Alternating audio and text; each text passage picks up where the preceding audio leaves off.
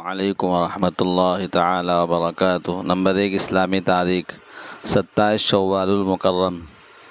حضرت فاطمہ رضی اللہ تعالی عنہا رسول اللہ صلی اللہ علیہ وسلم کی سب سے چھوٹی صاحبزادی اور حضرت علی رضی اللہ عنہ کی زوجہ محترمہ ہیں۔ نبوت سے 5 سال قبل بیت اللہ کی تعمیر کے وقت ان کی پیدائش ہوئی۔ اسلام کی خاطر مکی دور میں تکلیفیں برداشت کرتی رہیں، پھر ہجرت کر کے مدینہ چلی آئی۔ سن 2 ہجری میں حضرت علی رضی اللہ عنہ سے ان کا نکاح ہوا۔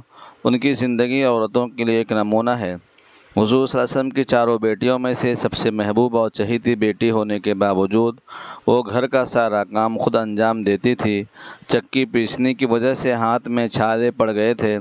گھر میں کوئی خادمہ نوکر نہیں تھی۔ دنیا کی تھوڑی سی چیز پر خوشی راضی رہتی تھی اور اس پر صبر کرتی تھی۔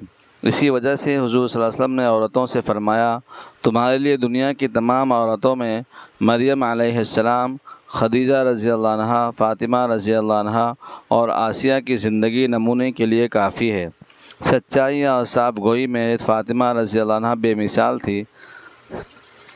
3 رمضان المبارک سن 11 ہجری میں حضور کی وفات کے 6 ماہ بعد مدینہ منورہ میں ان کا انتقال ہوا اور جنت البقیع میں دفن ہوئی۔ نمبر 2، اللہ کی قدرت، رات اور دن کا بدلنا۔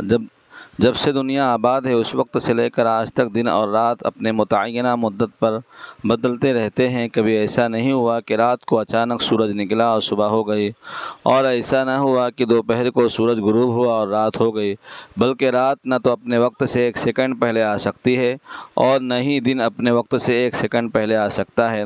یہ سارا غیبی نظام صرف اللہ ہی اپنی قدرت سے چلا رہے ہیں۔ نمبر 3، ایک فرض کے بارے میں، بیوی کی وراثت میں شوہر کا حصہ۔ قرآن میں اللہ تعالیٰ فرماتا ہے، تمہارے لیے تمہاری بیویوں کے چھوڑے ہوئے مال میں سے آدھا حصہ ہے جبکہ ان کو کوئی اولاد نہ ہو، اور اگر ان کی اولاد ہو تو تمہاری بیویوں کے چھوڑے ہوئے مال میں 1/4 حصہ ہے۔ تمہارا یہ حصہ ان کی وصیت اور قرض ادا کرنے کے بعد ملے گا۔ نمبر 4، ایک سنت کے بارے میں، دعا کے ختم پر چہرے پر ہاتھ پھیرنا۔ رسول اللہ صلی اللہ علیہ وسلم جب دعا کے لیے ہاتھ اٹھاتے تو چہرے پر ہاتھ پھیرنے کے بعد ہی رکھتے تھے۔ نمبر 5، ایک اہم عمل کی فضیلت، 40 لاکھ نیکیاں۔ رسول اللہ نے فرمایا، جس شخص نے دن میں 10 مرتبہ اشہد ان لا الہ الا اللہ وحدہ لا شریک لہ الہ واحد احد صمد لم یتخذ صاحبۃ ولا ولدا ولم یکن لہ کفوا احد پڑھا تو اللہ تعالیٰ اس کے لیے 40 لاکھ نیکیاں لکھ دے گا۔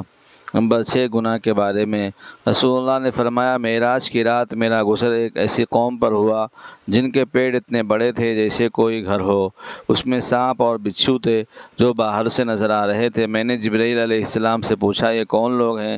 جبرائیل علیہ السلام نے کہا، یہ سود کھانے والے لوگ ہیں۔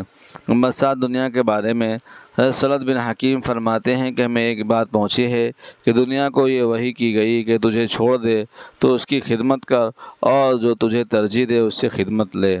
نمبر 8، آخرت کے بارے میں، قرآن میں اللہ تعالیٰ فرماتا ہے، جب سورج بے نور ہو جائے گا اور ستارے ٹوٹ کر گر پڑیں گے اور جب پہاڑ چلا دیے جائیں گے اور جب 10 ماہ کی گابن اونٹنیاں قیمتی ہونے کے باوجود آزاد چھوڑ دی جائے گی اور جب جنگلی جانور جمع ہو جائیں گے اور جب دریا بھڑکا دیے جائیں گے۔ نمبر 9، طب نبوی سے علاج، داڑھ کے درد کا علاج۔ ایک مرتبہ عبداللہ بن رواحہ رضی اللہ عنہ نے حضور سے داڑھ میں شدید درد کی شکایت کی تو آپ نے انہیں قریب بلا کر درد کی جگہ اپنا مبارک ہاتھ رکھا اور 7 مرتبہ یہ دعا فرمائی، اللہم اذہب عنہ سوء ما یجد وفحشہ بدعوت نبیک المبارک المکین عندک، چنانچہ فوراً آرام ہو گیا۔ نمبر 10، قرآن کی نصیحت۔ قرآن میں اللہ تعالیٰ فرماتا ہے، تم اپنے رب سے اپنے گناہ معاف کرواؤ اور اس کی جانب متوجہ رہا کرو۔ اللہ تعالیٰ ہم سب کو ان باتوں پر عمل کرنے کی توفیق عطا فرمائے، آمین۔ وما علینا الا البلاغ المبین۔